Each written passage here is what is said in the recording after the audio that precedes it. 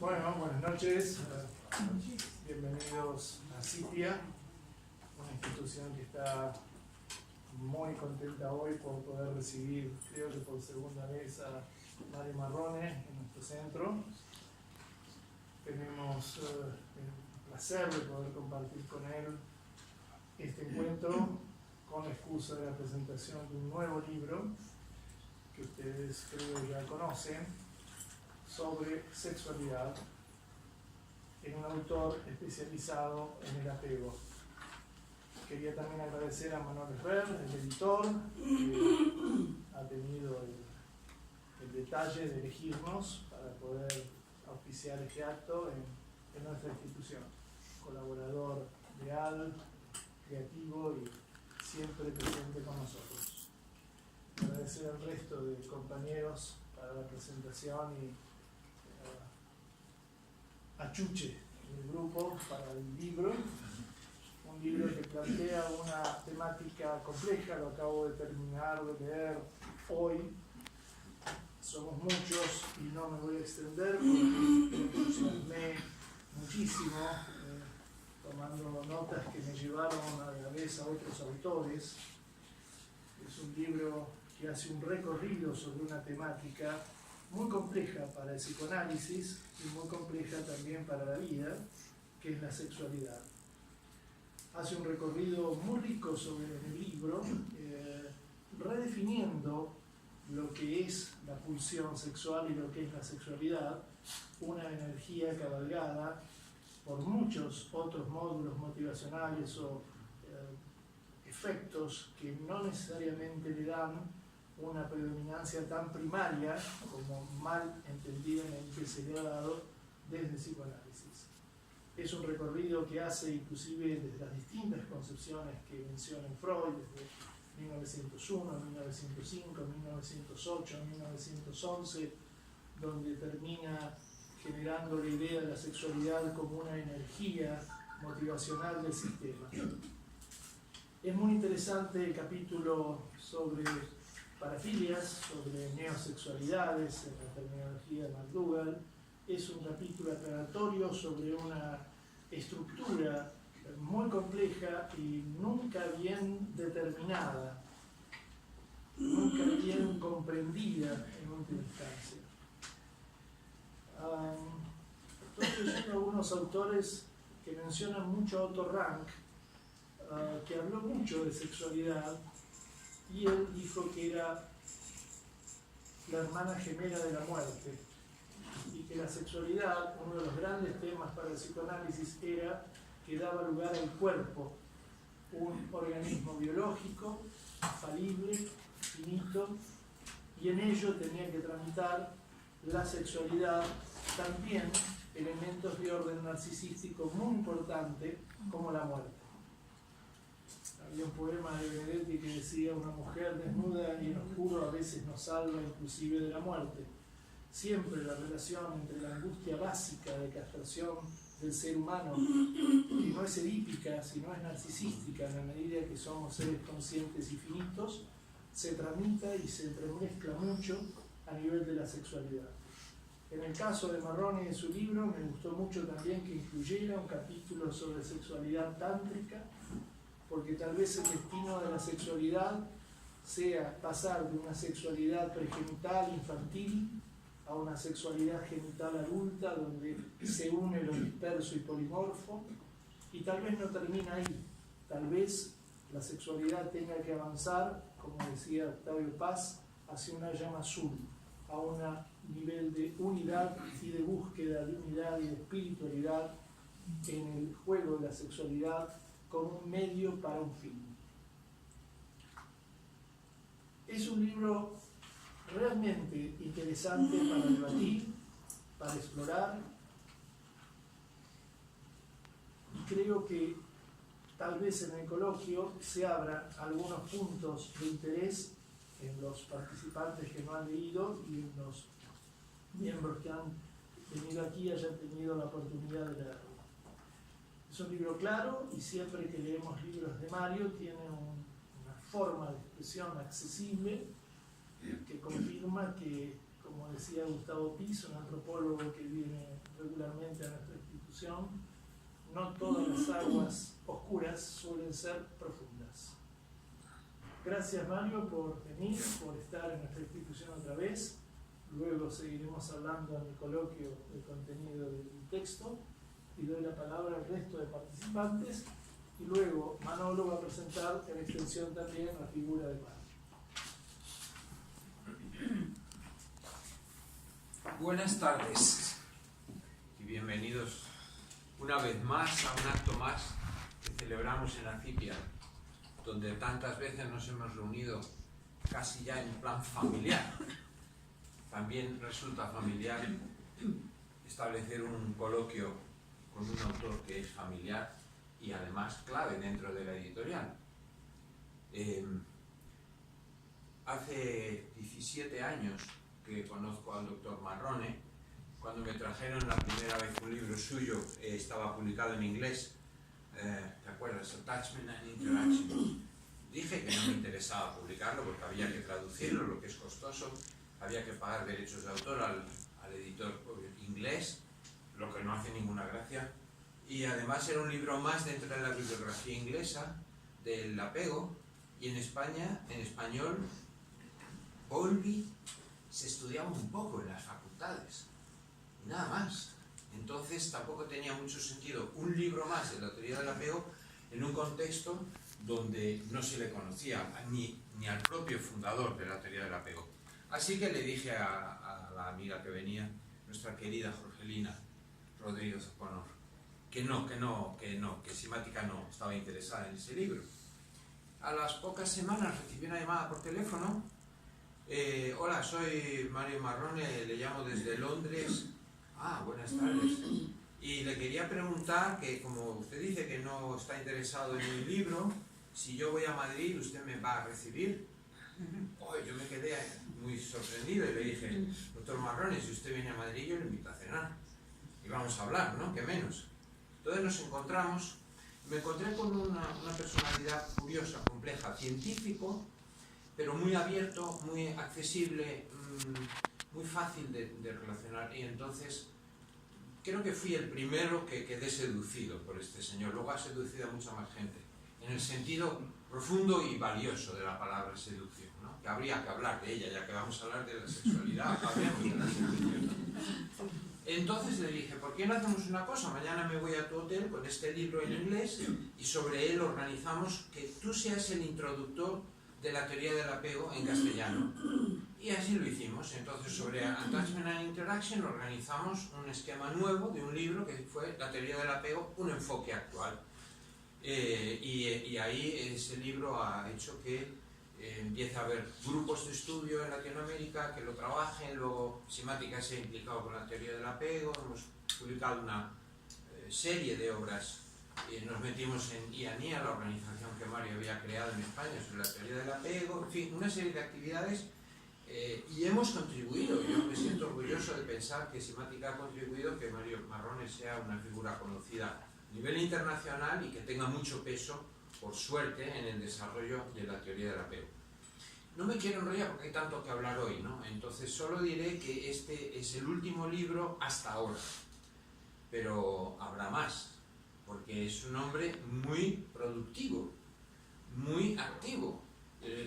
Los que le tenéis en Facebook lo podéis comprobar. Va continuamente generando y produciendo material en Facebook. Entonces, sobre la sexualidad, la tuya, la mía y la de los demás, voy a contar una confidencia, si tú me lo permites. El otro día me dice, oye, ¿y si escribo un libro que sea el narcisismo, el mío, el tuyo y el de los demás? ¿Qué tal? Y digo, bueno, pues estamos esperando, ¿no? En fin, creo que eso es suficiente introducción. Nada más voy a decir que tenemos la suerte de que nos acompañen Mariela de Filpo, Marcela, Giraldo, una gran psiquiatra y sexóloga, el doctor Díaz Morza, también un gran sexólogo y psiquiatra, Julia, y Diego Figuera, otro psiquiatra laureado que tenemos en Madrid. Yo creo que con esto es suficiente. Vamos a darle la palabra a Julia y empiezas a hablar. No, yo me voy a dedicar a coordinar luego la... ¿Qué coordinas? Entonces... Era Marcela. No me Me habéis salvado de dar la patada de salida. Ay, discúlpame, Marcela. No. Hablarás del libro, supongo. Hola. Cuando Mario estaba organizando encontrarnos aquí hoy, yo le conté que había hecho unas notas del libro cuando me lo había leído, cuando terminé de leer, que tenía unas notas y quedamos en que eran unas notas. Y entonces luego escribe un mail general diciendo: Marcela da la patada de salida y ya tiene unas notas. Y yo digo: ostras, son notas personales. Te enojaste conmigo, porque sí, bueno, ¿cómo dices eso sin preguntarme? Eso. Pero si son notas personales de cómo me sentí yo leyendo el libro. Pero me dijo: genial, lo haces desde el cerebro derecho, no desde el cerebro izquierdo, y así tenemos un coloquio emocional, no un coloquio intelectual. Yo conocí a Mario hace 2 años en un taller de entrevista de apego para adultos, de aplicaciones clínicas de la entrevista de apego adulto. Y en ese taller nos contó a todos que iba a salir el libro de apego y sexualidad unos meses después. Resulta que pasó el tiempo, Mario tuvo un percance en Londres y pasó el tiempo, y mientras él se recuperaba su percance yo me leía el libro. Y me encontré muy a gusto leyendo el libro, como estaba diciendo Manuel, pues es un libro pues fácil de leer, muy claro, muy concreto. Para mí eran horas de descanso cuando lo leía, ¿no? Y encontré muchas cosas interesantes que les quiero compartir hoy. Me traje chuleta, estábamos hablando Mariela y yo que habíamos traído chuleta, que qué vergüenza, pero bueno, trajimos chuleta para poder compartir. Dentro del trabajo clínico, yo soy psicoterapeuta sexual y de pareja. Dentro del trabajo clínico vemos constantemente muchas parejas que vienen a la consulta porque tienen un grado de sufrimiento, porque traen una disfunción sexual. Y en los inicios de sus relaciones afectivas y sexuales logran armonizar y conjugar esa sexualidad durante un tiempo. Pero pasan cosas dentro de la relación que cuando llegan a la consulta, pues esa parte de conjugar las necesidades de apego y la sexualidad no está, esa integración desaparece. Quiero leerles 3 párrafos pequeños de 3 casos clínicos de mi consulta, que yo creo que van a ilustrar lo que les estoy diciendo. He cambiado los nombres de los pacientes, por supuesto.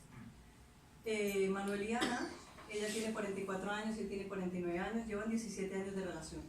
Sus primeros 3 años estuvieron construyendo la relación a distancia porque vivían en países diferentes. Luego se fueron a vivir juntos. Llegaron a consultar por tener una relación muy hostil desde el inicio de la convivencia, con una disminución progresiva del deseo sexual, teniendo relaciones sexuales solo en los días de fertilidad porque ellos querían tener hijos. Al principio de la relación, las relaciones sexuales eran muy satisfactorias, pero el grado de hostilidad fue tan intenso que, a pesar de ello y por el deseo de tener hijos, los tuvieron por fertilización in vitro, sin tener problemas físicos ninguno de los dos. Marta y Carlos, 51 años y 57 años que él, llevan 21 años como pareja. La demanda inicial de la consulta era que ninguno de los dos se sentía querido por el otro. 20 años de relación, de una relación en espiral negativa de poca comunicación y poco tiempo compartido. Tienen 3 hijos, llevan 11 años sin relaciones sexuales. Por sus horarios laborales no coinciden nunca, casi nunca. Aún así ellos no quieren separarse. Al inicio de la relación tuvieron 4 años de relaciones sexuales satisfactorias. Ana y Fernando, 35 años cada uno. Llevan 9 años de relación, de los cuales 3 eran novios y 6 años de casados. En el primer año de casados a ella le diagnostican un cáncer de mama. Y entonces entran en el proceso de quimioterapia, radioterapia, recidiva, mastectomía bilateral y reconstrucción. Desde que le diagnostican a ella el cáncer, no vuelven a tener relaciones sexuales. A pasar de ello, pasa el cáncer y no vuelven a tener relaciones sexuales a pesar de que se expresan afecto y atracción, pero no hay deseo sexual. Estas son 3 parejas de las que vienen a la consulta donde no se integra la necesidad de apego con la sexualidad. Todas vienen con algún grado de sufrimiento. Al principio, si ustedes han escuchado en estos 3 casos, estas parejas tenían relaciones sexuales satisfactorias, podían conjugar y armonizar sus necesidades de apego y su sexualidad, pero en el transcurrir de la relación, la vida sexual fraguó y eso hizo que la relación también fraguara. No al revés, la relación fraguó y eso hizo que las relaciones sexuales también fraguaran. Estas 3 parejas, como muchas otras que seguramente muchos de ustedes verán en la consulta, centraron su vida en el apoyo mutuo, en el apoyo y sacar adelante a los hijos, en pequeños proyectos familiares, pero la sexualidad desapareció por completo.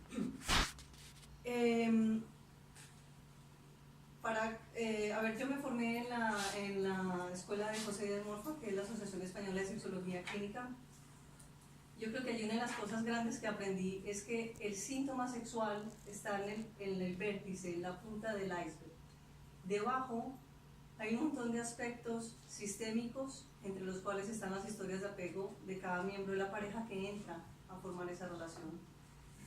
Entonces, esos aspectos sistémicos dentro de los cuales está la historia del apego, son las raíces de la historia sexual de esa pareja, también hacen parte del tratamiento. Mientras nosotros no trabajemos una parte de la historia de apego de esos miembros de la pareja, tal vez trabajar solamente el síntoma sexual no va a ser suficiente. Más o menos el 80% de las personas que tienen un tratamiento cognitivo-conductual, al cabo de un año vuelven a recaer. Entonces, como el porcentaje es tan alto, pues, el tratamiento sistémico que incluye la historia de apego, pues creo que hace más factible que las personas puedan resolver el síntoma sexual. Otra cosa importante es que yo creo que el común denominador que yo he visto en las relaciones de pareja que vienen a la consulta con alguna problemática sexual es el miedo a la intimidad. Entonces puede ser eyaculación precoz, falta de deseo sexual, vaginismo, cualquier disfunción. Para mí el común denominador es el miedo a la intimidad. Pero si nos remontamos hacia atrás, el miedo a la intimidad también está hincado en las historias de apego que tienen con sus padres, con sus figuras parentales. Porque aquellas cuestiones que uno aprende con sus padres de sensibilidad, de empatía, de confianza, de seguridad, de diversión, de risa, que son elementos que están dentro de la relación sexual, se aprenden ahí, en esas bases. Entonces, si estos aspectos no están presentes en la educación de los hijos, se convierten en factores precipitantes de una disfunción sexual. Cuando la persona crece y llega a la vida adulta, hay otros factores que predisponen a que una disfunción sexual aparezca. Entonces, son otras cuestiones que si la persona ha tenido una historia de apego disfuncional, tal vez esos aspectos precipitantes aparezcan con mayor virulencia. Por ejemplo, una pareja que ha tenido una historia, una relación afectiva y relaciones sexuales y empiezan a tener desavenencias en la relación, o ha tenido, por ejemplo, un parto traumático, como he tenido pacientes que han tenido episiotomías, donde han tenido problemas luego la mujer para tener relaciones sexuales. Esos son factores que precipitan la disfunción sexual. Pero si a su vez esa pareja tiene historias de apego disfuncionales, va a hacer que esa disfunción sea mucho más virulenta, mucho más potente. Desde más o menos 1990 están apareciendo artículos e investigaciones donde se relaciona los estilos de apego con las disfunciones sexuales o con el comportamiento sexual. Entonces, por ejemplo, Sapien, que fue otro que escribió un libro que tiene que ver con apego y sexualidad, explicaba muy claramente cómo el estilo de apego seguro, ambivalente, ansioso ambivalente o el evitativo tiene que ver con ciertos comportamientos sexuales. Ya para terminar, quiero abrir el debate con algo que me ha parecido que es lo más fundamental del libro de Mario, y es el desafío del vínculo de pareja, poder integrar las necesidades de apego con la sexualidad. Voy a citar algo textual del libro de Mario, y es lo siguiente: en términos de la teoría del apego, la capacidad de una persona para verse a sí mismo un individuo separado, tener una autoestima óptima y realista, y la habilidad de mantener un estado adecuado de autorregulación y suficiente cohesión interna, estas condiciones, cuando están presentes, contribuyen a una vida sexual satisfactoria. Cuando yo hablo de integración, hablo de una palabra que incluye armonizar, conjugar, sincronizar, divertirse, comunicarse, individuación, identidad, compasión, empatía, asociación, compartir, respuestas sensibles, sincronización, exploración y más. Así que queda abierto el debate desde el cerebro derecho.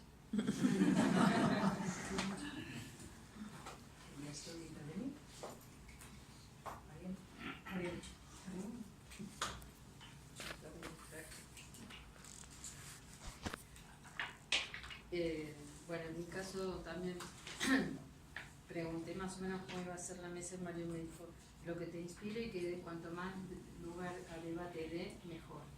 Así que bueno, yo fui tomando nota a medida que leía el libro. Lo primero que quería decir es cómo conocí a Mario, que no fue en persona, no fue personalmente, fue a través de su libro La teoría del apego, un enfoque actual. Leyendo ese libro, leyendo apenas comenzado, en la dedicatoria nomás al leerlo, se muestra tal cual, desde mi punto de vista tal cual, con sus principios más fuertes y nobles. Me impactó mucho esa forma de presentarse, tan transparente y franca. Hablaba de valores que me hacían sentir perteneciente de alguna manera. Amor a la libertad, a la paz, a la solidaridad, a la justicia social. Una moralidad básica a la cual uno no puede renunciar, decía. Cuando leí su idea sobre el río de su infancia, allá en Rosario creo que era, ¿no? Él decía que visitaba siempre su río y que las orillas separaban y unían a la vez, que el río separaba y unía sus orillas, y que él tenía una idea siempre de que todo lo que une separa y todo lo que separa une. Tuve una imagen que me acompañó sin él saberlo en mi experiencia de migración, porque fue el año en que yo había venido a vivir a España. Yo transporté esa imagen al Océano Atlántico y me acerqué a mi gente a través de esa imagen, ¿no? A mis afectos que quedaban allá en Argentina, y ese océano que separaba y también unía empezó a servirme, ¿no? O sea que él, sin saberlo, había contribuido de alguna manera en mi experiencia de separación en relación a los afectos, ¿no? Con respecto al libro, al leerlo, bueno, sentí que era muy fácil de leer, que era un libro muy atractivo. Mario se muestra totalmente abierto, inclusivo, confiable, es una persona espontánea, que al leerlo noto que hay muchas cosas que él dice que uno dice, qué bueno que las diga, ¿no? Porque no se me había ocurrido ponerlo en palabras, y a la vez con una rigurosidad muy impecable, ¿no?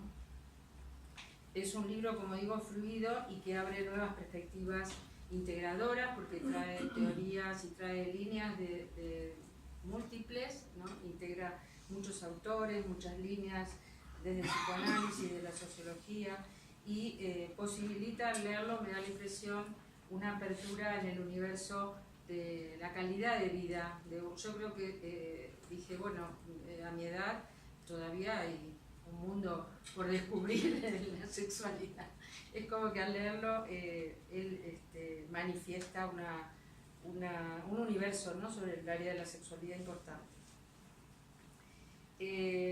Como tema central, bueno, el estudio clínico de la satisfacción sexuales y de apego, y como fundamento del libro, con palabras textuales de él, es buscar el equilibrio entre lo que es una indagación psicoanalítica de la conducta sexual, enmarcado dentro de la teoría del apego, y un pensamiento de apertura que mantiene la postura del psicoanálisis, que se basa en no juzgar, sino en analizar. O sea, que es una de las cosas que me gustó del libro, es que no hay una patologización del tema de la sexualidad, si bien tampoco es, o sea, sin ningún tipo de límites, porque en algún momento habla de la importancia de los límites, ¿no?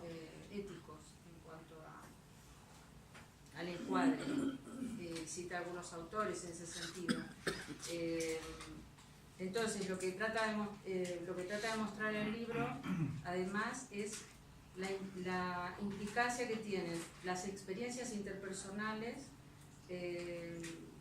cómo se articulan en la sexualidad y de que de tal modo ejercen una influencia fundamental sobre la conducta sexual. También nos habla de la fragilidad del momento en que vivimos, del momento actual, de la era del amor líquido, de la era de lo que se diluye rápidamente, ¿no? Y cómo esta fragilidad puede generar vínculos donde la sexualidad, digamos, en la sexualidad todo está bien porque no está en juego lo afectivo. Se puede vivir la sexualidad, digamos, disociada, eso es lo que yo entendí, y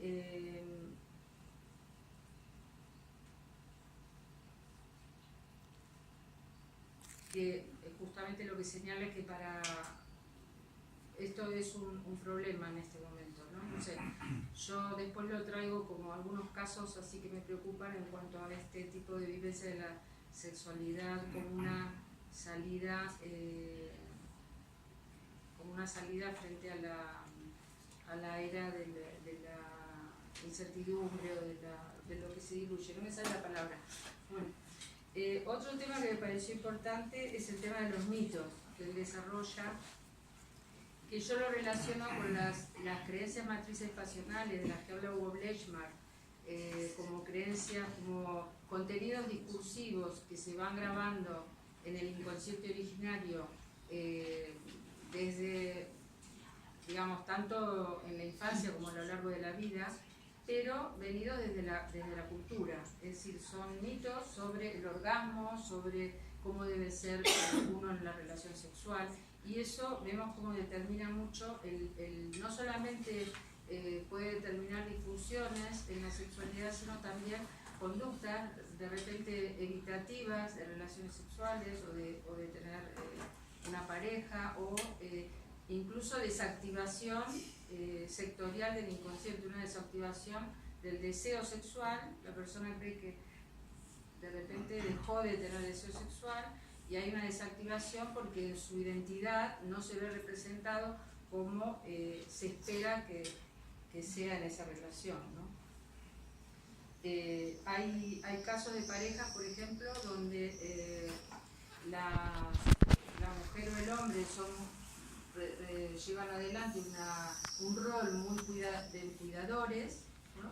Que tienen un tipo de vínculo, podríamos decir maternal o de cuidador, y en el caso de las chicas se quejan porque no son malitos los chicos, entre comillas. Entonces como que no les despiertan el morbo, el deseo sexual, porque son demasiado buenos.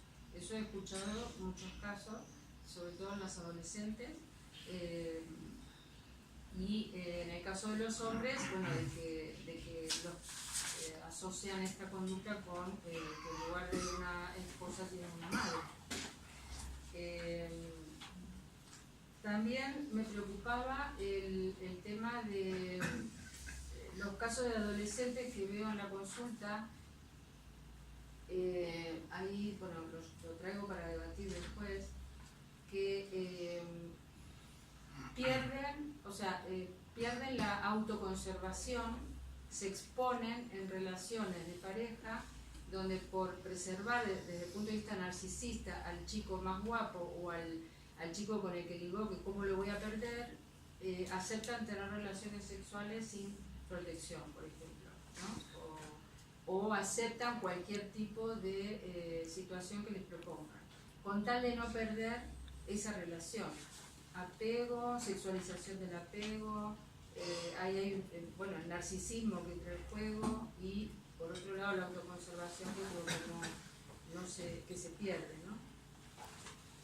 Otro tema que quería traer también para debatir es que el tema de la función deseante es una función que se construye gracias a la existencia de un otro que posibilita que se construya. Por lo menos creo que no partimos de la idea endógena del deseo, sino que el deseo es algo que se va construyendo a través de los vínculos, y de que haya un otro que posibilite esa función. Y como decía antes, muchas veces se desactiva, o en algunos casos no está construida.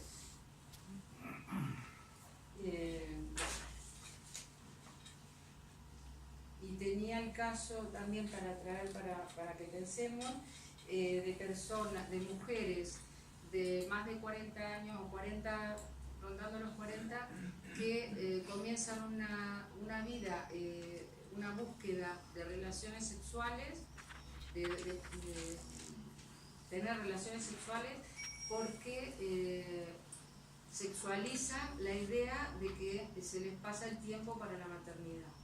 Entonces ahí hay como una gran confusión entre la proposición de pareja que tienen o de relación sexual que tienen, su deseo que a veces es explícito y a veces no, y bueno, ahí también hay una superposición de motivaciones, ¿no? Podría dejarlo para si no estoy hecho. Sí. Primero, gracias por la invitación. Para mí ha sido un placer nuestra situación, conocer a Mario personalmente. Algunos de sus libros los conocía antes de la transición que existe.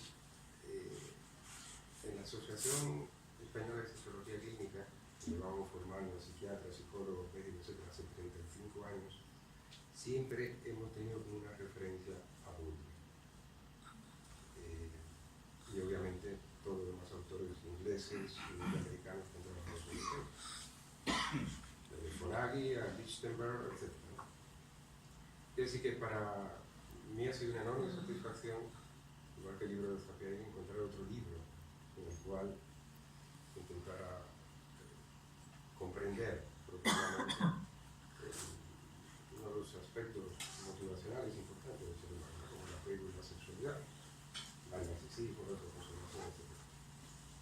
Para mí, como todo decía, es un libro fácil de leer, sencillo, lo cual para mí cuando leo un libro así que logra transmitir de una manera sencilla conocimiento muy profundo, obviamente no solamente es un buen comunicador, sino una persona realmente profundamente conocedora de lo que está diciendo. Yo no me he traído nada preparado, honestamente, porque cuando leí el libro, lo leí casi de un tirón, me parecían cosas muy interesantes. El fin de semana pasada revisé algunas, yo suelo leer y subrayar, y miré rápidamente. Y hay tantas ideas tan importantes, voy a comentar algunas, tal vez lo más evidente es cómo plantear algunos aspectos de lo social, ¿no? Como antes decía la cultura, etc. Pero cómo nuestra comprensión de la sexualidad está tan determinada como la sociedad lo comprende. Y obviamente por nuestras vivencias en el entorno familiar, los apegos, etc. En un tema, por ejemplo, tan candente como el tema de la parafilia, que haces una observación que quiero leer, brevemente. Me parece, de nuevo también, como decías, no solamente conocedora de un tema, sino muy valiente, ¿no? Porque dice, textualmente, respecto a las parafilias, dice, lo cual nos lleva a plantear que la perversión, desde el punto de vista psicoanalítico, perversión, obviamente desde el punto de vista policial, etc., no se debería definir por sus actividades ni por sus contenidos, sino por la significación que actividades y contenidos adquieran en el inconsciente de la persona. Un mismo acto puede responder a una tendencia neurótica perversa o saludable. Y es ahí lo valiente, ¿no? Porque plantear que conductas o pensamientos o fantasías parafílicas pueden ser también sanas es un desafío, incluso la estructura, iba a decir, de muchos aspectos de la psiquiatría, ¿no? Dentro y fuera de España. Todo dependerá de su valor en el inconsciente y de sus efectos en la conciencia de la persona y de sus coparticipantes. Aquí de nuevo es también tan importante tener en cuenta al otro, y obviamente es lógico que partimos de la teoría del apego, pero me parece como un ejemplo válido de esa integración y de esa capacidad de transmitir ideas que implican mucho conocimiento y mucho coraje, ¿no? El tema clínico es obviamente también a la docencia, por lo que me dedico, y ver la importancia de saber integrar los diferentes sistemas motivacionales es fundamental. Algunos ejemplos clínicos que ha puesto Marcela, cómo a veces encapsulamos, que es un término que utilizas, o disociamos, ¿no? El afecto, el apego, la sexualidad. Son formas de verlo desde un punto de vista totalmente erróneo, porque siempre hay una interacción, no somos sin un otro, ¿no? Y muchas veces diferentes enfoques teóricos tienen como a hacer demasiado énfasis en un sistema motivacional u otro, cuando están íntimamente relacionados, como el tema de la conservación física o de la especie, o el tema del narcisismo. Como que es imposible, es como si intentáramos comprender un ser humano teniendo en cuenta solamente su brazo derecho, porque es el que más utiliza. Y aquí el enfoque sistémico, iba a decir de apego, porque no consigo el apego, sino una interacción, como que es fundamental.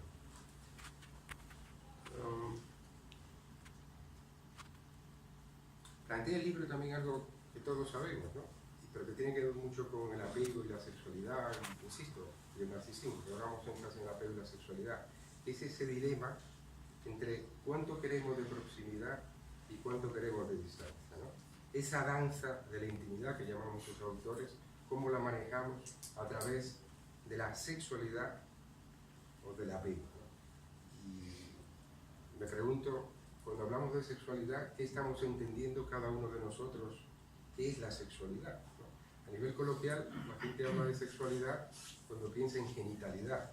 Sabemos que la sexualidad tiene otros muchos aspectos.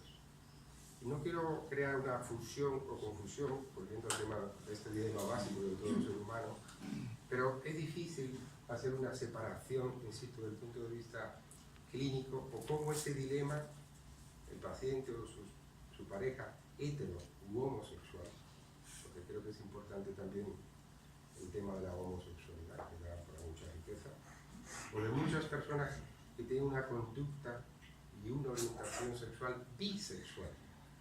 Digo para traer algunas de las complejidades del tema. Y quería terminar con un tema también dentro de esta línea que me parece interesante.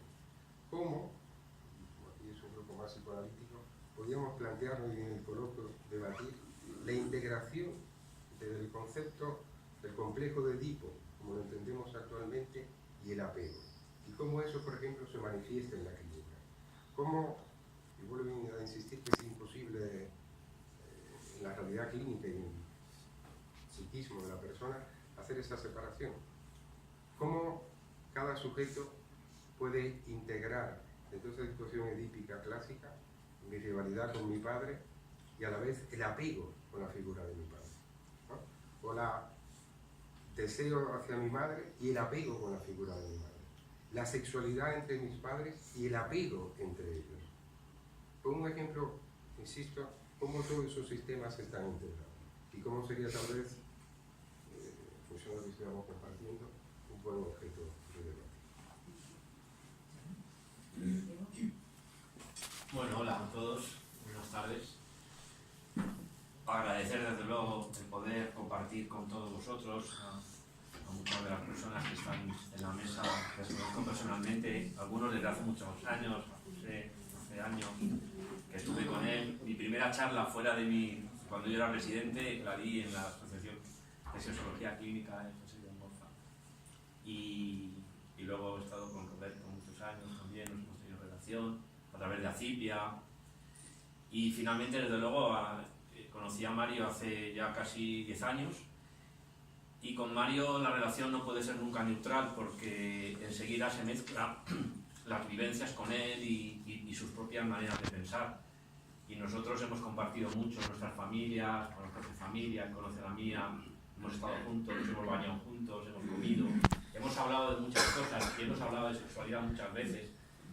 Y yo creo que eso engancha con la historia del libro. Mario llevaba muchos años teniendo el libro en la cabeza porque Mario tiene la sexualidad siempre, digamos, a flor de piel y a flor de pensamiento.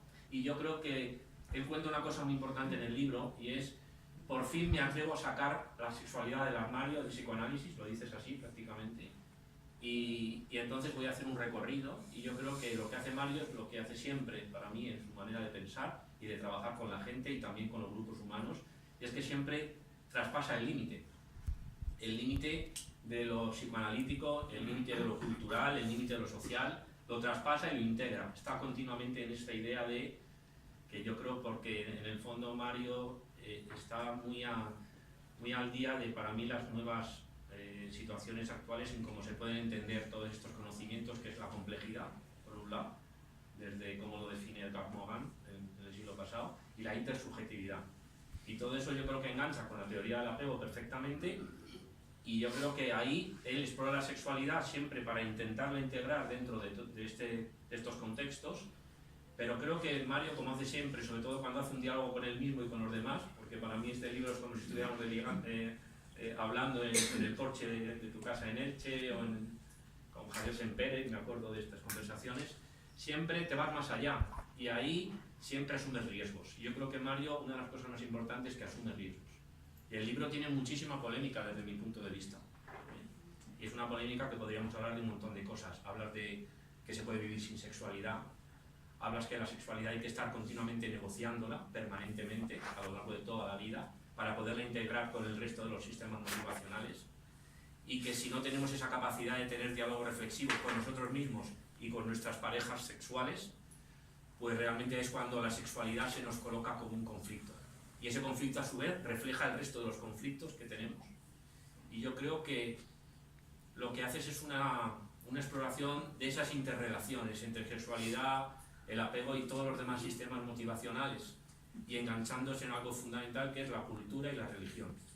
Y ahí realmente nos metemos en un berenjenal. Entonces sacar la sexualidad a la calle, a pasear y a discutir, está lleno de riesgos. Hablas de violencia doméstica, hablas de cómo el feminismo a veces traspasa fronteras donde los hombres se colocan en lugares a veces difíciles para poder negociar la sexualidad o la violencia, hablas de las parafilias, hablas de la prostitución. Yo creo que porque en el fondo lo que le estás intentando dar ahí, y yo creo que probablemente porque estás en un momento de tu vida donde después de todos tus problemas físicos también, de todos tus viajes por todo el mundo, estás en condiciones de atreverte a sacar esta sexualidad a la calle, a pasear, a tu libro, a debatir, a polemizar, y yo creo que eso es lo que se puede hacer cuando uno lee el libro, ¿no? Porque el libro da para una lectura más o menos fácil, porque yo creo que tú eres para mí realmente uno de los grandes discípulos de Bowlby, porque Bowlby dijo siempre, a lo complejo hay que ponerle palabras fáciles, y tenemos siempre que darnos a entender. Eso para mí ha sido fundamental también en mi enseñanza, y es lo que más me has enseñado en mi formación, porque yo realmente entré en la teoría del apego a través de la Cruz Roja, donde yo me formé, y luego a través de Mario. Y yo creo que es fundamentalmente ponerles palabras sencillas. Al ponerle palabras sencillas corremos el riesgo de que todo el mundo hable de ello y le damos la sexualidad y esas palabras a la gente. Es un libro que lo pueden leer maestros, lo pueden leer educadores, lo pueden leer personas que simplemente tienen curiosidad. Y me encantaría que fuera un libro que tuviera esa difusión, porque tiene un debate muy importante en el sentido de la libertad. Yo creo que la clave es negociar una sexualidad que hoy en día parece que podemos permitirnos todo, y si lo negociamos bien con nosotros y con nuestras parejas sexuales o con nuestras personas con las que compartimos con la sexualidad, realmente podemos disfrutar de un sinfín de situaciones sexuales que en algunos momentos nos van a dar felicidad y que en otros momentos nos pueden dar conflicto. La misma situación con sus dobles caras. Y yo creo que ese es el debate. ¿Valdrá todo o no en función de esa intersubjetividad con el otro?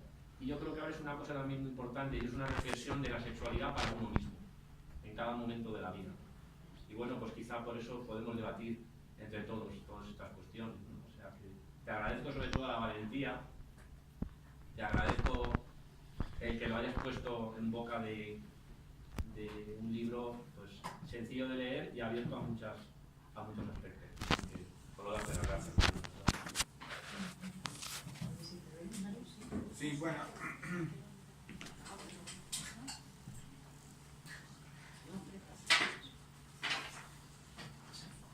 Yo hice una parte importante de mi formación en el Instituto de Psicoanálisis de López. Y si bien hay una cosa muy interesante allí, en la historia del psicoanálisis británico, y es que si bien Freud comenzó a hablar de sexualidad desde los inicios de su desarrollo teórico, el psicoanálisis británico se olvidó de la sexualidad, por lo menos en una época muy larga, porque con los desarrollos sobre todo de Melanie Klein, que estaba fundamentalmente interesada en las relaciones objetales primitivas, era como que la sexualidad se perdía de vista. Incluso hay una psicoanalista, había una obra de teatro que se mostró en los teatros durante muchos años, cuyo título es No Sex, We Are British. No sexo, no somos como británicos. Y Susan Barr, que es una psicoanalista independiente británica, escribió un artículo en la revista interna de la Asociación Psicoanalítica Británica con ese título. Decía, no sex, we are British, ¿no? Como somos psicoanalistas británicos, aquí no se habla de sexo. Y es interesante también que Bowlby no se ocupó de sexo, pero en las supervisiones, por supuesto que le interesaba el sexo. Lo que pasa es que él pensaba, como después lo pensaron otros teóricos del psicoanálisis, como Fleischmann, Lichtenberg, Maurice Eagle, que es un autor norteamericano que para mí es un referente, que dicen ellos de que con las nuevas taxonomías de la motivación que trascienden el esquema funcional freudiano, que tenemos que ver al apego y la sexualidad como dos sistemas diferentes que pueden articularse mutuamente o no. Y esa falta de articulación o esa articulación explica muchos casos clínicos. Y Bowlby eso lo sabía, pero como él decía, como estoy muy ocupado con otros temas, no me alcanza la vida para ponerme a teorizar sobre la relación entre apego y sexualidad, pero para mí es muy importante, ya otros autores lo ocuparán de él. Y entonces lo que ha pasado con la influencia, pienso fundamentalmente del pensamiento kleiniano en Gran Bretaña, es de que la sexualidad quedó relegada, pero incluso en autores que luego se ocupan de las relaciones de pareja desde el punto de vista del apego. Por ejemplo, un autor muy conocido en Inglaterra que se llama Christopher Clure, que es un terapeuta de parejas, que fue director del departamento de parejas de la Clínica Tablet durante muchos años, que utiliza la teoría del apego en su trabajo clínico con pareja, publicó un compendio de varios autores sobre las relaciones de pareja desde el punto de vista del apego. Y si uno va al índice temático del libro, la palabra sexo no aparece ni una sola vez. Ni una sola vez.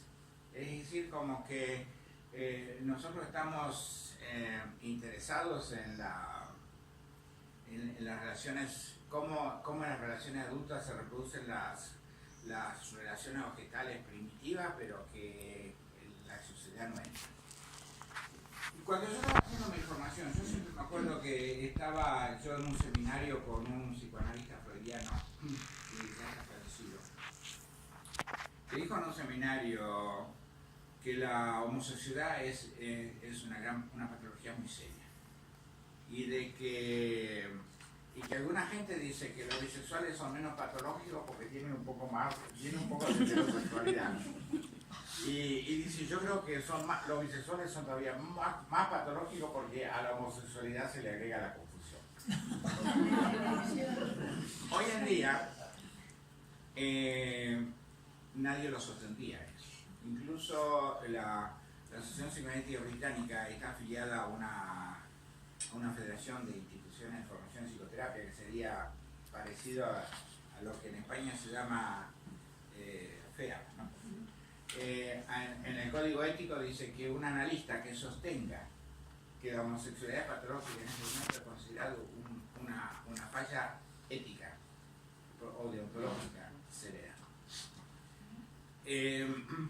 Entonces, las cosas han cambiado y han comenzado a aparecer otros terapeutas en los últimos 10 años que han comenzado a introducir la sexualidad, pero además a ver en parte bajo la influencia de George McDougall, que si bien vivía en Francia, iba muy a menudo a Inglaterra, ya fallecido, de que la sexualidad es algo que se presenta en los seres humanos de manera muy variada y de que es un error psicopatologizar todas las manifestaciones de diversidad sexual.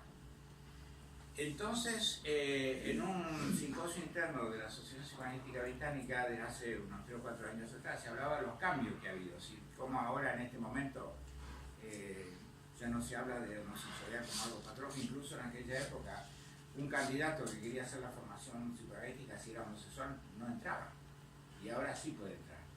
Entonces, pero había un psicoanalista que decía, yo creo que esos cambios que estamos experimentando dentro de la Asociación Psicoanalítica no son cambios que se han logrado a través de un proceso de elaboración y de descubrimiento dentro del psicoanálisis. Dice, yo creo que los psicoanalistas siempre hemos estado muy influidos por el ámbito sociocultural. Y así como en un momento dado nos pusimos muy puritanos porque vivíamos en una sociedad muy puritana, ahora con la sexualidad líquida, como le hablaba Sigmund Bauman, ahora estamos cambiando, pero esos cambios vienen de afuera, no de dentro del psicoanálisis, decía esta persona. Y entonces cuando empezó todo, yo empecé a descubrir todo eso, me empecé a interesar por algunos nuevos autores. Por ejemplo, hay una psicoterapeuta que se llama Meg Baker, que escribió un libro muy interesante sobre la idea que ella presenta y que hay que dejarse de psicopatologizar a la diversidad sexual, porque sí, que hay que tener una comprensión mucho más profunda y detallada de la diversidad sexual. Y entonces, ahora no me acuerdo el título del libro, pero estará ahí en la referencia biográfica. Y haberlo leído a Meg Baker, después de haberla conocido personalmente, me hizo pensar de que había que comenzar a cambiar en las ideas. Pero ahí es donde me estanqué.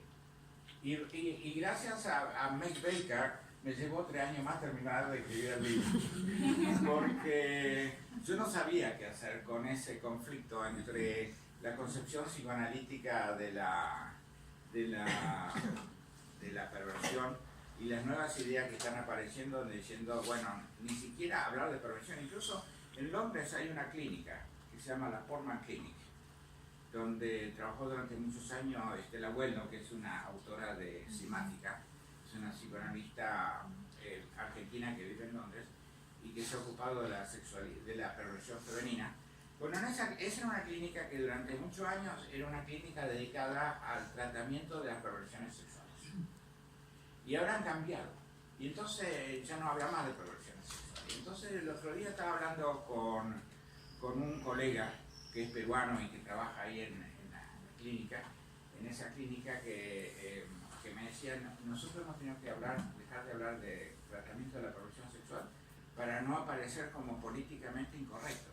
Porque cuando llegó un momento que empezaban a llamarlos los médicos de familia y decirnos, yo quiero derivar a un paciente, pero no me gusta mucho eso de tratamiento de las perversiones sexuales porque a nosotros nos pone en una situación muy difícil. Entonces las cosas han empezado a cambiar.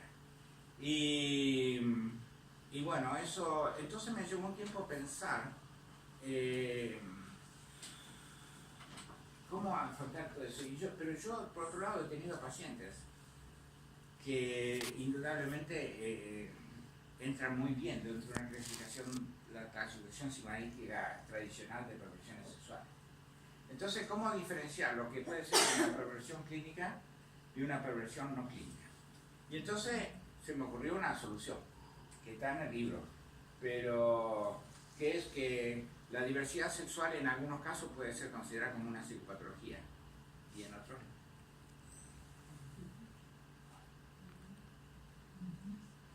Bueno, eso es todo por ahora. Gracias, Mario, y a los participantes. Y ahora, si os parece, abrimos un poco el debate para todos. Así que nada, animaros en la intervención.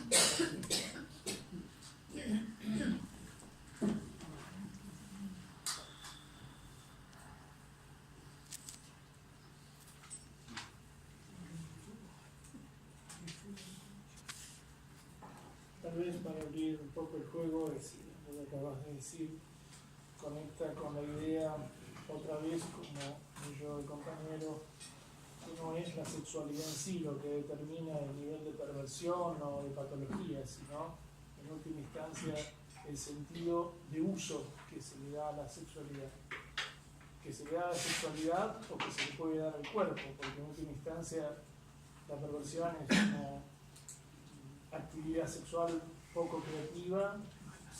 Realizábamos en un seminario con Fiorini, bastante aburrida, muy estereotipada, fija y que desarrolla un grado de imaginación muy limitado, por lo tanto muy poco diversa.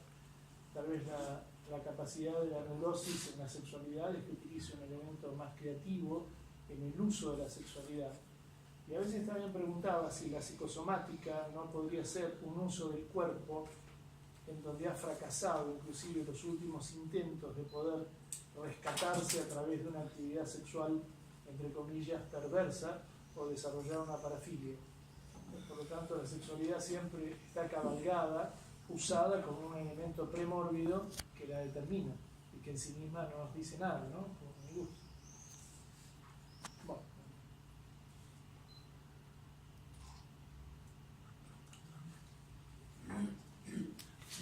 Una pregunta que no soy psicóloga, pero me interesa saber si en el libro aparece algo sobre la sexualidad en superdotados y el que No. dicen no aparece. No. El próximo libro. Tendría que aclarar superdotados de qué.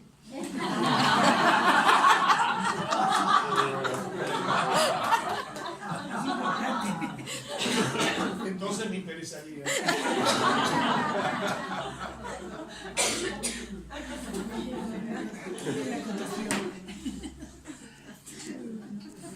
No, la única cosa que podría haber incluido en el libro que no incluí es el tema de la pornografía, porque hay una referencia muy breve.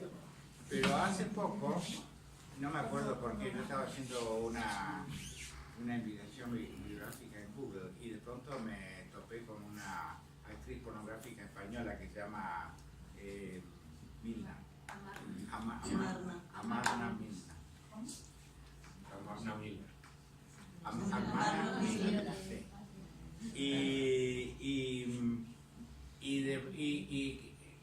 Y aparece un video donde ella está hablando en una reunión, en una mesa redonda de carácter político,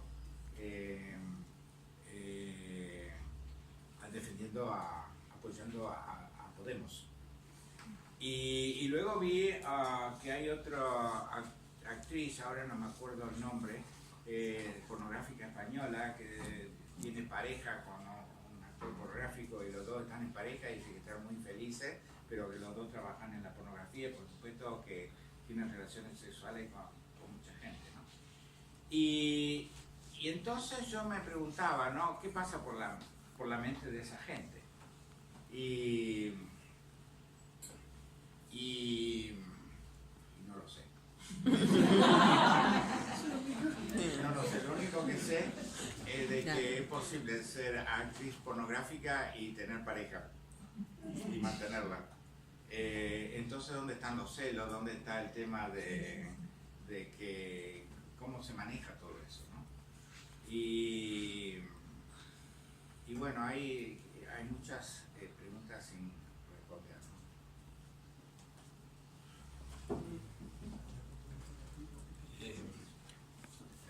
comentario tuyo a mí me recuerda un libro que hemos publicado en Simática, que se llama, ¿cómo se llama? ¿El de sexualidad? No, es un libro sobre las parejas que hacen intercambio. Bueno, eso se llama algo así como sí. Nuevas formas de sexualidad. Nuevas formas de sexualidad y el mundo swinger. Intercambio de parejas y el mundo swinger. Este libro lo escribió un investigador de Pamplona que apareció un día. Yo le dije que no estaba muy interesado también porque me parecía un poco escandaloso y escabroso el tema. Pero era un tío muy riguroso, entonces aceptamos, hizo el libro y el contacto que a mí ese libro me permitió tener con el mundo de las parejas swinger me llamó mucho la atención. Porque en contra de lo que yo me imaginaba, que serían una panda de perversos y gente muy enloquecida, lo que me encontraba, y él me hablaba porque él interactuó mucho con parejas de estas, es que era una gente profundamente humana, muy responsable, muy respetuosos, que habían establecido un diálogo muy rico en la propia pareja, de entendimiento, de acuerdo. Entonces decían, hemos resuelto el problema de la infidelidad porque hacemos juntos la infidelidad, con lo cual es una forma de enriquecer nuestra pareja. Eso a mí me da que pensar que hoy en día, que el tema de la sexualidad es tan complejo, tan polémico, podríamos abordarlo con un parámetro que sería disociación o integración. Lo que hoy en día abunda es un manejo disociado de la sexualidad, pero se puede hacer un manejo integrado, donde la sexualidad contribuya, como yo creo que tú estabas haciendo referencia a casos, contribuye a que la pareja dialoga, hablan, intercambian, se encuentran a un nivel verdaderamente profundo y personal y establecen un compromiso donde van encontrando sus formas particulares de sexualidad. Lo que pasa es que eso tiene un problema, que es lo políticamente correcto. Estamos en un mundo donde aparece una ideología y parece que hay que seguir esa ideología. Mario acaba de hacer una referencia a una cierta formación política que intenta imponer un tipo de pensamiento ideológico que hay que seguir. Lo que a mí me parece que desde el punto de vista del psicoanálisis es extremadamente peligroso y nos permite posicionarnos y defender la autenticidad, que ayudemos a las personas a encontrar la autenticidad cada uno de su deseo, verdaderamente desde la integración de sus motivaciones, de su capacidad de vinculación, del encuentro responsable con el otro, para tener un diálogo que sea reflexivo y sea verdaderamente válido. Eso nos lleva a plantear la sexualidad como un campo de humanización, pero nos impone necesariamente dar una batalla contra el pensamiento oficial, contra el pensamiento correcto, contra lo políticamente correcto. Lo que pasa es que el pensamiento oficial ha ido cambiando. Querías intervenir, ¿no? Querías intervenir. Sí, bueno. Bueno, yo quería simplemente aportar mi granito de arena a esto. Plantear un tema que a mí siempre me ha preocupado mucho y que es una de las razones por las cuales estoy que es básicamente el núcleo del tema es cuál es qué es lo que pensáis vosotros, lo que piensas tú especialmente, Mario, sobre cuál es la verdadera naturaleza pulsional del ser humano. Si la libido existe como impulso sexual, o si el impulso por excelencia es el impulso fanático y la sexualidad es un producto estructural realmente. Y que quizás sea por esto, por lo que la sexualidad sigue siendo un problema 100 años después. Y que bajo la aparente liberalidad y aparente ligereza con la que hablamos de esto, realmente sigue siendo un tema oscuro y generador de múltiples sufrimientos, múltiples disfrutes y también múltiples sufrimientos, ¿no? Donde las fronteras entre lo sano y lo enfermo pues se diluye y al final, como nos ha señalado Emmanuel, pues nos tenemos que atener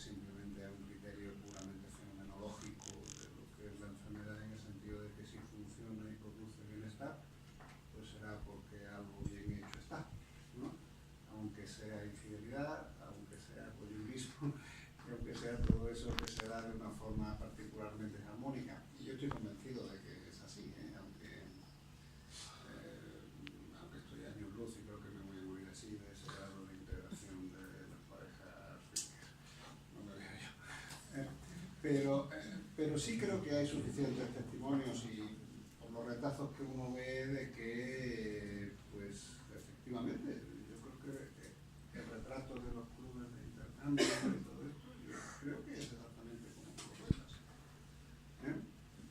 Bueno, este es un poco el planteamiento general de esto.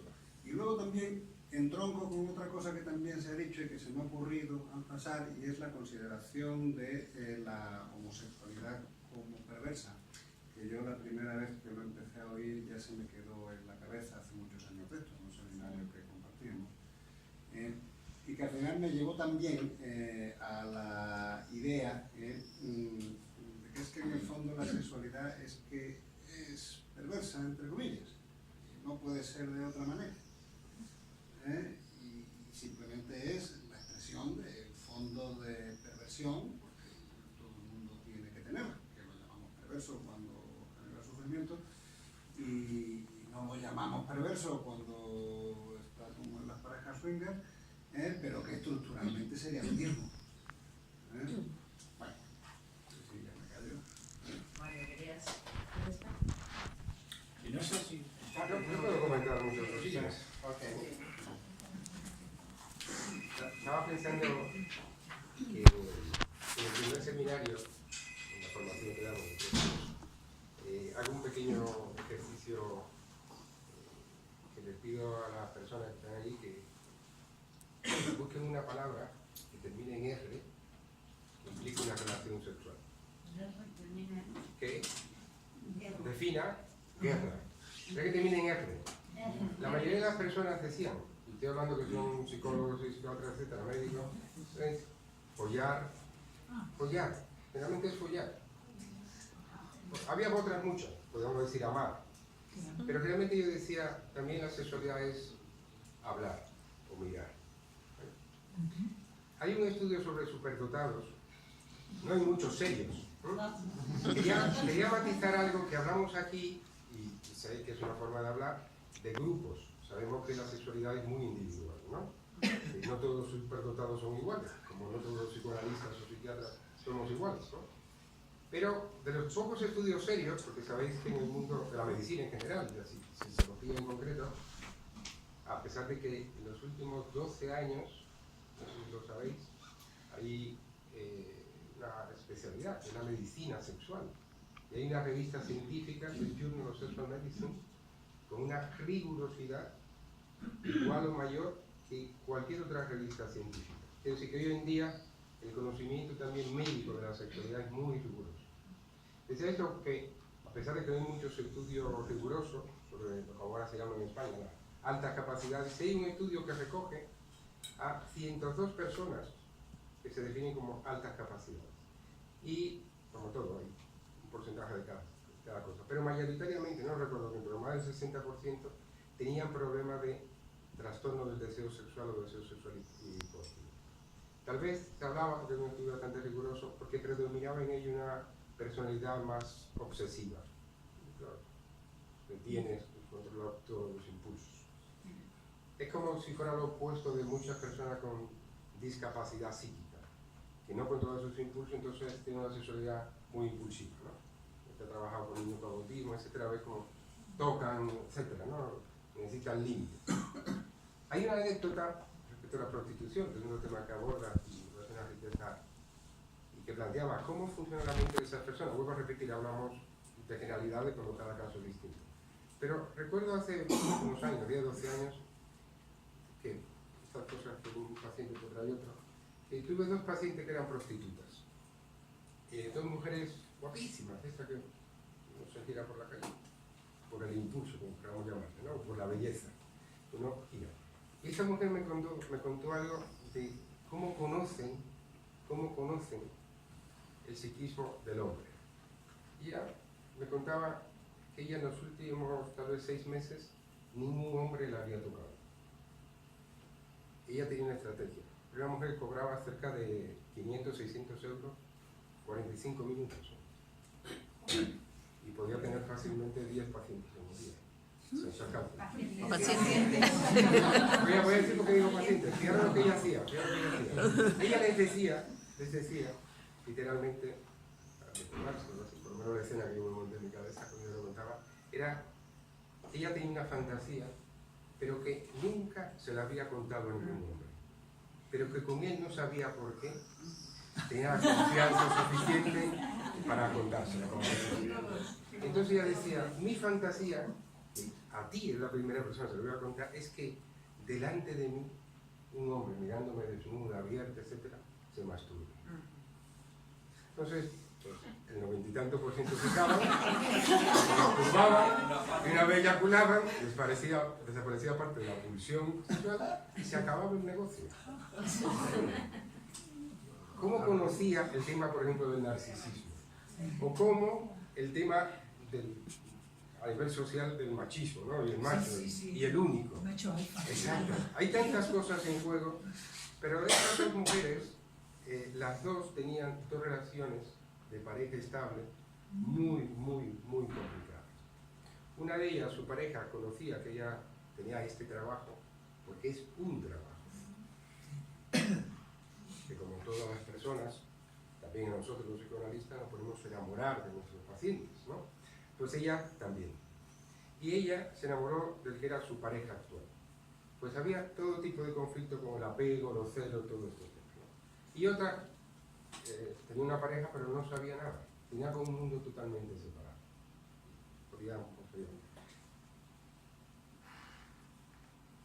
El tema de lo oficial o no oficial que tú decías, claro, aquí es tan variable. Decía Cioran, que es un filósofo francés de origen rumano, que no recuerdo enteramente la frase, pero es algo así como aquello que hoy en día defiende todas nuestras libertades, cuando llega al poder se convierte en el mismo dictador al que antes se rebelaba. Es decir, que las doctrinas oficiales, si aceptamos en este momento X, la que sea, que la homosexualidad no es perversión, con lo cual obviamente yo estoy totalmente de acuerdo, no sé si es obvio, pero obviamente no es perversión para mí, de ningún punto de vista. Claro, si eso se convierte en un dogma, si eso se convierte en una imposición, rompemos con algo que tú destacabas, es la falta de libertad. Porque, ¿quién soy yo para decir, y más en este terreno de la sexualidad, que como estamos viendo abarca tantos aspectos, lo que es lo normal y lo que no es normal? Y partiendo de la idea que además no es algo estático, es evolutivo. Es lo mismo la sexualidad de un niño de 5 años, que obviamente la tiene, de un señor de 78 o de 90.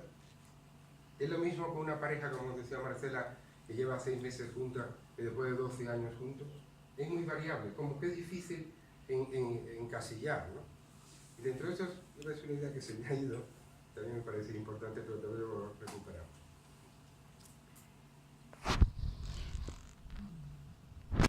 Yo coincido con la mención de la libertad, estaba pensando en la intervención de nuestro compañero, y claro, primero que uno tendría que tener la libertad de no estar en una estructura defensiva sometido a una sexualidad por su patología.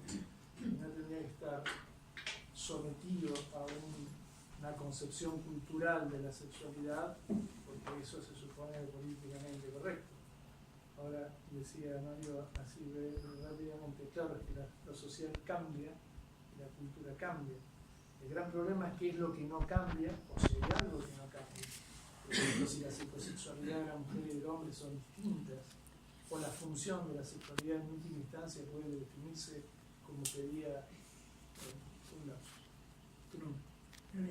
Lorenzo, como pedía Lorenzo. No, me tengo un lapsus ahora. Como pedía Lorenzo, hay una definición. Yo recordaba una publicidad de Coca-Cola, que era muy curiosa, que era unos hippies en California que tenían un hijo y una hija, y para poder generar una no estereotipia de género, le habían regalado a la hija un balón y al niño una muñeca.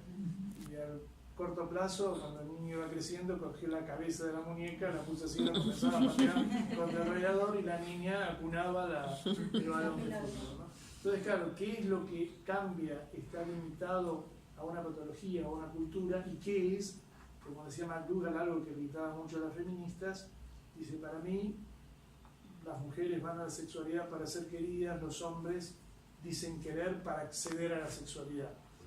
Pero eso también es relativo. Es decir, volvemos al principio de lo que dijo Mario, ¿no? En realidad muchas de las preguntas no lo sabemos bien, por eso es un tema tan delicado, pero tan de base, ¿no? Hombre, yo creo que a mí lo que me parece importante es, parte de lo que tú relatas en el libro, es el concepto del sexo saludable. Y el sexo saludable está influido por esa complejidad, esa intersubjetividad y esa libertad. ¿Y cuándo tenemos libertad? Es cuando podemos elegir. Porque tú hablas mucho de momentos donde las personas están en un contexto de sexualidad que no han podido elegir, o porque han sido abusadas, por ejemplo, o porque han tenido traumas. No solo eso ha llevado a trastornos de apego que condicionan la sexualidad. A veces los trastornos de apego a través de una sexualidad se pueden liberar porque crean nuevos vínculos que realmente cambian a su vez el apego. Es decir, yo creo que la sexualidad hoy en día está mucho menos marcada precisamente por la sociedad, porque valen muchas más cosas y tenemos mucho más libertad a través de internet, a través de lo que sabe todo el mundo. Entonces creo que hoy no hay una cultura dominante, por lo menos en la sociedad occidental, que nos marque tanto como antes, como en la época victoriana o en la época que tú hablabas del psicoanálisis inglés, y sobre todo en una sociedad como la nuestra, una sociedad más latina, más abierta, donde en parte valen muchas cosas, donde la religión nos impone menos censura. Y yo veo que en mi consulta, y yo que trabajo con muchas personas con distintas orientaciones sexuales, y que han cambiado incluso a cabo del tiempo. Hay personas que son homosexuales y luego se convierten en heterosexuales cuando aman a alguien del sexo contrario y descubren la heterosexualidad, y viceversa. Y estamos, por ejemplo, yo tengo un grupo de amigos intelectuales que están en el poliamor y publican libros, están en la sociedad, y son personas para nosotros perfectamente normales, entre comillas, en el sentido de lo público. A lo mejor tienen sus problemas de sufrimiento, etcétera, pero yo creo que hoy en día nos permite esa diversidad. Y yo creo que por eso has podido también escribir este libro, y más fácilmente quizá en castellano que en inglés, y en este mundo, y en esta sociedad nuestra más latina, en parte más permisiva. Estamos pensando en cómo los aires que está viniendo desde el Brexit a todo lo que está pasando en Estados Unidos. Y ahí es donde yo creo que la sexualidad es un gran comodín del público. Puede ser lo peor y puede ser lo mejor. Yo pienso que es así. Si podemos ejercer esa libertad, muchas veces distintas historias que nos encontramos funcionan suficientemente bien. Como hay gente, como tú decías, que vive sin sexualidad. Incluso en algún momento de su vida prefiere no tener sexualidad. O que puede ser una elección filosófica o espiritual. Sí, exactamente. También, efectivamente. Entonces yo creo que estamos en una época muy compleja, donde a nivel incluso bioquímico, lo que es el impulso sexual, se puede estudiar desde un montón de situaciones. Yo creo que el peligro que tú decías de sexualizar la medicina, o que la medicina solo nos pueda hablar de la sexualidad, tiene muchos peligros a la hora también de plantear. Y por ejemplo, Estela Weldon, que hemos estado con ella, yo creo que plantea un cambio enorme cuando habla de la perversión sin que tenga que ver con la sexualidad en sí misma. Porque, por ejemplo, todo el estudio de la perversión femenina que descubre él es más bien una vinculación con los hijas, con la utilización digamos, del cuerpo de la hija o de tal, para un narcisismo. De su propio cuerpo. Sí, y de su propio cuerpo. Entonces, realmente ahí se abre un camino. Ahí el tema que se abre y que no hemos tocado todavía en esta nuestra ronda, el tema del impacto que tiene el trauma relacionado sobre la sexualidad. O incluso cuando alguien habló de la pulsión de muerte, ¿no? Yo voy a decir franca y honestamente, yo no creo en la pulsión de muerte. Y hay otros autores como Winnicott que tampoco creyó en la pulsión de muerte, y Bowlby tampoco creyó en la pulsión de muerte. Yo creo que lo que sí hay como un motivo importante para explicar las conductas destructivas hacia los otros o hacia uno mismo es la transmisión intergeneracional del trauma. Y cada vez se está sabiendo más sobre el trauma. E incluso con el desarrollo de la epigenética. El otro día estuve en un congreso que se hizo en Londres sobre trauma y apego, y había algunos epigenetistas hablando de las investigaciones que están haciendo de cómo las experiencias interpersonales pueden condicionar los genes y luego transmitirse a generaciones posteriores. Y del mismo modo que las experiencias terapéuticas también pueden transmitirse a generaciones posteriores. Y esto es un campo nuevo y fascinante en el cual el trauma juega un rol fundamental. Entonces yo creo que ese tipo de concepciones que propuso Freud cuando ya tenía cáncer, porque hay mucha gente que dice que empezó a pensar en quinto de muerte cuando descubrieron que tenía un cáncer de mandíbula, que hoy en día con el avance de los estudios sobre trauma y neurociencia, yo creo que hay que poner en duda ese tipo de temas. Hans-Peter Reichardt, que va a venir a nuestro congreso de apego ahora en octubre, que habló del trauma de apego reactivo, el trastorno de apego reactivo, y ellos trabajan en Dinamarca con chicos severamente traumatizados desde casi el nacimiento, en ambientes absolutamente deprivados de afecto y utilizados muchas veces esos chicos en el sentido directamente violento, etc. Habla de que la mayoría de esos chicos tienen un problema con su sexualidad, en el sentido como hacia lo psicopático, realmente, ¿no? Pero que daña las estructuras neurobiológicas, ¿no? Sobre todo a través del cortisol y todas estas cosas que sabemos, y que si el daño es muy potente, es difícil luego tener una sexualidad placentera en el sentido del disfrute con el otro. Y yo creo que por ahí también hay mucho campo de investigación entre lo epigenético que se va dando a lo largo del tiempo, porque realmente ese es el tema. O sea, la epigenética estudia cómo distintos genes interaccionan con el ambiente para cambiar nuestra neurobiología a lo largo del tiempo, ¿no? Los niños soldados, porque se están viendo muchas cosas de este tipo. Entonces yo creo que hay un campo enorme, por supuesto, para poder trabajar sobre una diversidad de situaciones y utilizarlas también como herramienta, que es yo que te quería preguntar a Mario, si has pensado alguna vez, y cuando tú hablas de los talleres de sexualidad, o vosotros que trabajáis más en ese, si se puede a través de nuevas experiencias sexuales, a su vez, recuperar y también cambiar nuestras experiencias intersubjetivas y de apego, ¿no? Por ejemplo, a través de la sexualidad adulta y el apego adulto. Eso es un tema muy importante, ¿no? Como la sexualidad como algo sanador. Voy a contestar eso, pero primero mejor escuchar a... Yo solo quería decir que es interesante la vuelta como que hablemos de sexualidad, ¿no? Tú decías que se dejó de hablar de sexualidad mucho tiempo dentro del psicoanálisis, pero también socialmente se dejó de hablar mucho de sexualidad, ¿no?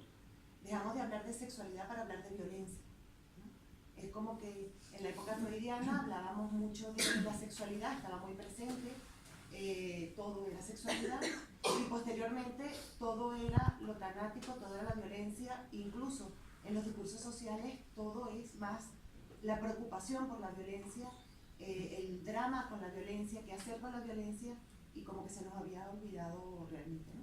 Volver a hablar entonces de la sexualidad, y además tú nombrabas antes a Winnicott, y yo pensaba que la sexualidad también, por lo de la R final, sexualidad también es jugar, ¿no? Por ejemplo, ¿no? Y es una visión completamente diferente, es como que se hubiese agotado un tiempo de hablar de violencia para volver como al origen, ¿no? Cuando lo estaba escuchando yo pensaba en eso.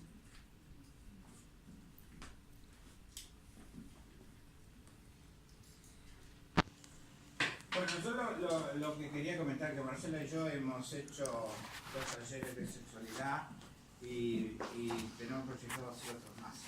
Y por qué yo me metí a hacer talleres de sexualidad, he hecho algunos en Inglaterra, solo con una colega que se llama Marcia Carr, que es internacional. Porque yo pienso que hay 2 cosas muy interesantes para explorar en talleres grupales intensivos. Uno es buscar el insight, o sea, el trabajo exploratorio. Y a menudo encontramos que muchos temas que surgen en el grupo están relacionados con situaciones de apego infantiles que fueron conflictivas o insatisfactorias.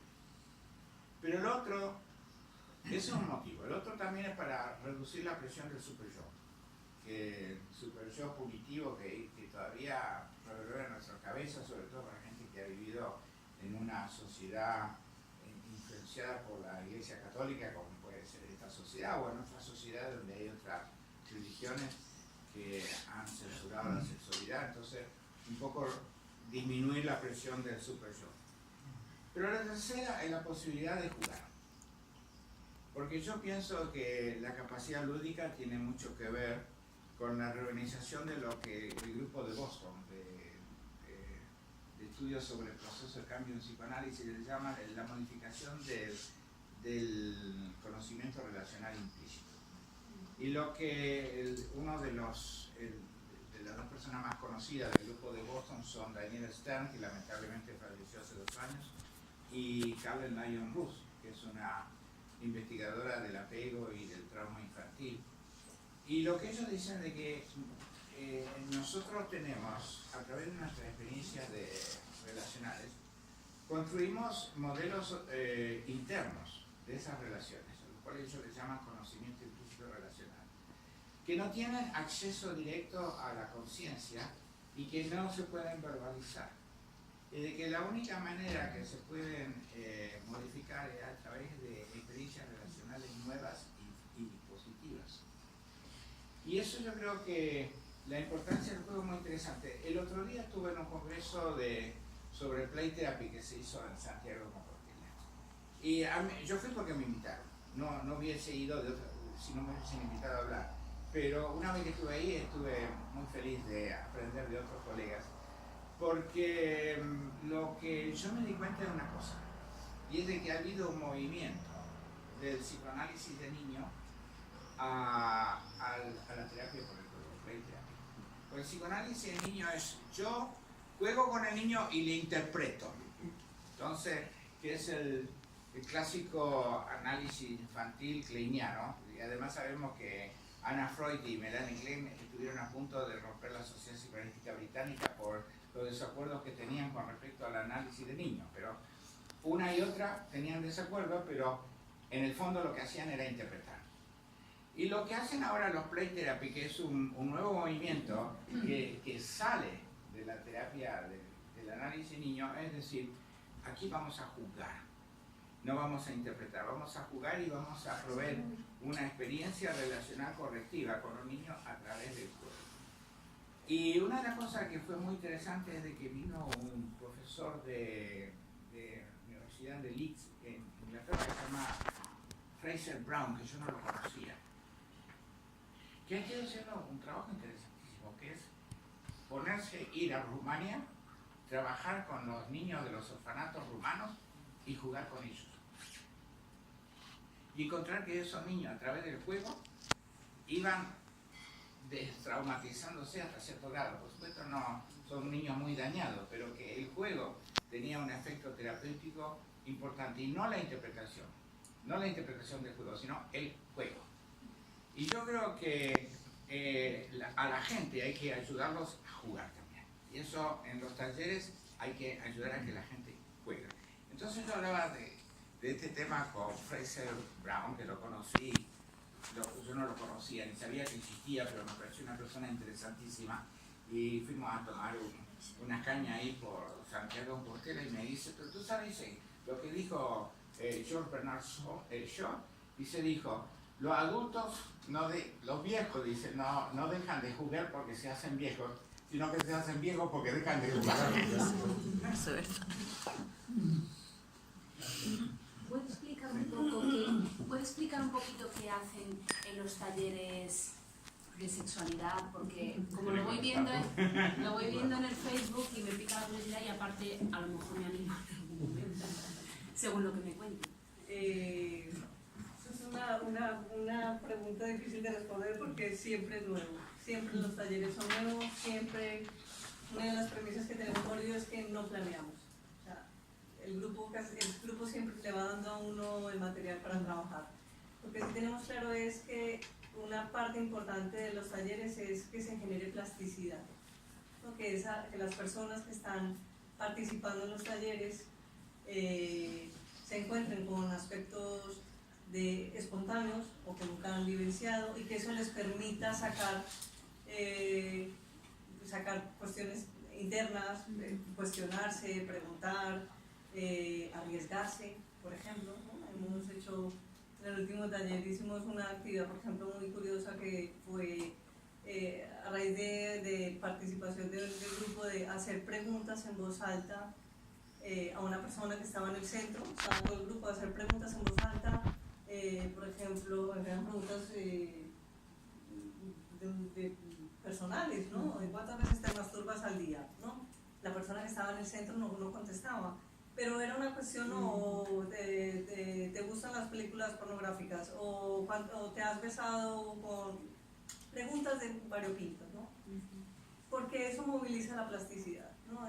Le permite a la persona ver dónde está ubicada, ¿no? Dónde se posiciona, qué miedos tiene, hasta dónde puede llegar, hasta dónde no. Entonces, pues de eso va el taller, ¿no? Es una cuestión mucho más espontánea. A cada grupo le da uno también el derrotero de por dónde seguir. Sí. No sé qué más quieres contestar tú, Mario. No, yo lo has contestado muy bien. ¿Puede crecer más?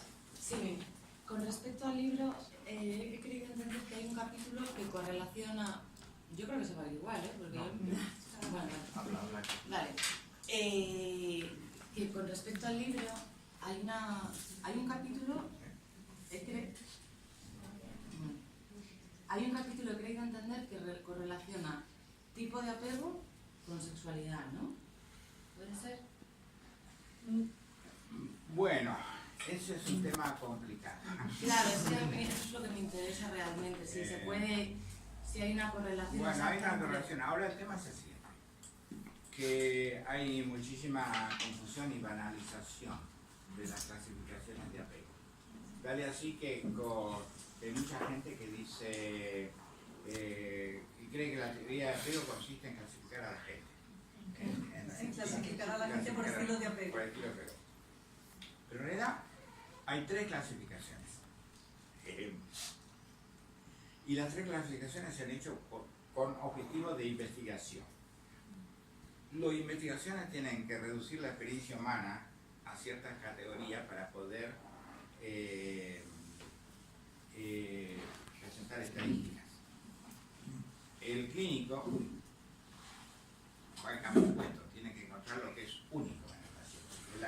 Las clasificaciones que nos pueden dar los investigadores son útiles, sin ningún lugar a duda, son útiles como referentes, pero el clínico no se preocupa por clasificar a la gente, se preocupa por ayudar a seres humanos que vienen con una problemática personal generalmente única, a pesar de que haya muchos parecidos entre los problemas de uno y de otro, pero siempre se presentan de manera muy idiosincrática o personal.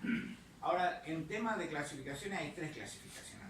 Una es lo que se llaman patrones de apego, que tienen que ver con las respuestas que tiene un niño de 12 a 18 meses de edad al procedimiento de la situación extraña, que lo formuló Mary Ainsworth. Y ahí estamos hablando de patrones de apego. Luego, cuando el grupo de Berkeley, Mary Mann y colaboradores, comenzaron a utilizar la entrevista de apego para adultos, que es para estudiar el mundo representacional de apego del adulto, hicieron otra clasificación, pero es en referencia a la respuesta que un adulto da a la entrevista de apego para adultos. Y luego hay otra clasificación más, que es la que se ha popularizado, que la formularon investigadores estadounidenses,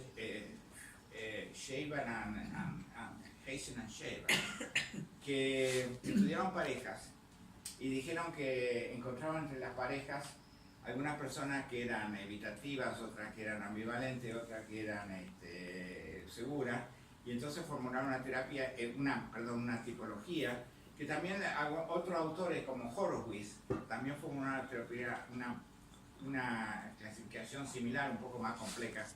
Pero estas son clasificaciones que tienen que ver con la utilización de instrumentos específicos de detección de patrones representacionales de los individuos en distintos momentos de su ciclo vital. Que eso se pueda luego utilizar para entender la conducta sexual de los seres humanos, sí, se puede utilizar, pero con cuidado. Claro, es que al llamarse apego y sexualidad, yo entendía que estabas relacionando esos dos aspectos. No necesariamente. Ah. Señores, la editorial ha tenido el detalle de invitarnos a todos a un vinito después de esta reunión, por eso queríamos no alargar mucho el tiempo. Y quería, además de otra vez agradecer este acto que, como ven, hasta en la forma nos une a todos, estamos bastante cercanos, bastante apegados. Quería leer brevemente otro de los participantes en el libro, tiene un prólogo de Javier Semperi, que menciona el asunto del griego, y de Liliana Fischer. También para que se animen a comprarlo, porque con eso van a pagar el vino en la editorial. Va a estar a la venta el libro real de lo que hace. Pero para cerrar el acto, dice Liliana Fischer Ruiz, sin censura, abierto, profundo, claro, enigmático, revelador, evolutivo. Algunas palabras que el doctor Mario Marrone refleja en su discurso y en su libro Sexualidad, la tuya, la mía y la de los demás.